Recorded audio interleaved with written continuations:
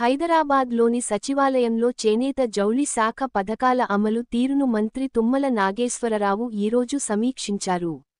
ఆయన మాట్లాడుతూ, ఆగస్టు 7న జాతీయ చేనేత దినోత్సవం సందర్భంగా చేపట్టబోయే వేడుక ఏర్పాట్లను పటిష్టంగా నిర్వహించాలని అధికారులను ఆదేశించారు. భారతీయ సంస్కృతిలో పట్టు, కాటన్, చేనేత వస్త్రోత్పత్తులకు ఎంతో ప్రాధాన్యత ఉందని, వీటికి నేటికీ వన్నె తగ్గలేదని, నేటి తరం యువత ఈ ఉత్పత్తులను ఆదరించడం గొప్ప విషయమన్నారు.